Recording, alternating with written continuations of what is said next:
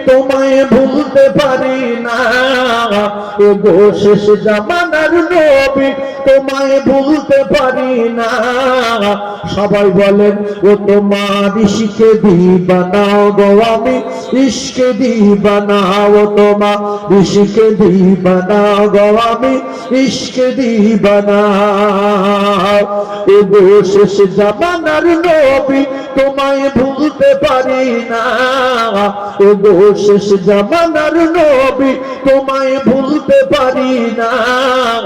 ও তোমার ইশকে দিবানা গো আমি ইশকে দিবানা, ও তোমার ইশকে দিবানা গো আমি। কিছু লোক লজ্জায় বলে না যে আমি নবীর ভালোবাসি না, আর ও কথা বলতে পারবো না। আল্লাহর কসম, আমার আল্লাহ প্রত্যেকদিন রাতের বেলা প্রথম আসমানে আসে। সুবহানাল্লাহ বলেন। এখন প্রথম আসমানে এসে আল্লাহ দেখছে যে কিছু লোক ঘুমাচ্ছে আর কিছু বলছে যে আমি নবীর ইশকে দিওয়ানা, আমি নবীর ইশকে দিওয়ানা। আর আল্লাহর নবীকে যারা ভালোবাসে আমার আল্লাহ তাদের বেগুনা মাসুম করে দেয়। আল্লাহ প্রথম আসমানে বসে দেখছে যে একদল মানুষ ঘুমাচ্ছে আর একদল বলছে আমি নবীর ইশকে দিওয়ানা, আমি নবীর ইশকে দিওয়ানা। এতে আমার আল্লাহ খুশি না বেজার বলো না? তাহলে যে ইশকে দিওয়ানা বলে না এর বিচার আল্লাহ করবে না? করবে না? সেই জন্য জোরে বলতে হবে মায়া আমিনা তোমার প্রিয় জননী, মরু মক্কা তোমার জন্মভূমি।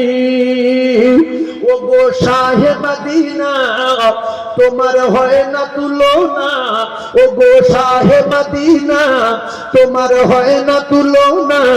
আর তোমার প্রেমে পাগল গো সারা দুনিয়া, ও তোমার ইশকে দিবানা গো আমি ইশকে দিবানা, ও তোমার ইশকে দিবানা গো আমি ইশকে দিবানা। ও গো শেষ জামানার নবী তোমায় ভুলতে পারি না, ও গো শেষ জামানার নবী তোমায় ভুলতে পারি না। ও তোমার ইশকে দিবানা গো আমি ইশকে দিবানা, ও তোমার ইশকে দিবানা গো আমি ইশকে দিবানা। তুমি জন্ম নিলে 12 রবিউল ইবনে আব্দুল্লাহর জীর্ণ কুটিরে, ও গো আখাদিলাল মায়ামিনার দুলাল।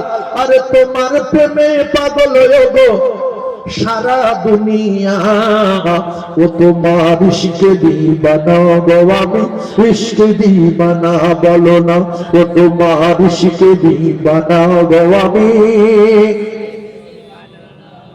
বলেন সুবহানাল্লাহ। যারা নবীর ইশকে দিওয়ানা আল্লাহর কসম আল্লাহ তাদের জীবনে গুনাহ রাখবে না। জোরে বলুন। আমরা কার প্রেমের দিওয়ানা? নবীর প্রেমের দিওয়ানা। বাপের যদি কেউ গালাগালি দেয় সহ্য করবো, নবীর গালাগালি দিলে জীবন দেব। রাজি আছি না? জোরে বলেন। কারণ আমরা নবীকে জীবনের চেয়ে বেশি ভালোবাসি না? বাসি না? জীবনের চেয়ে বেশি ভালোবাসি রাসূলুল্লাহ সাল্লাল্লাহু আলাইহি ওয়াসাল্লাম। এইবারে আসেন উহুদের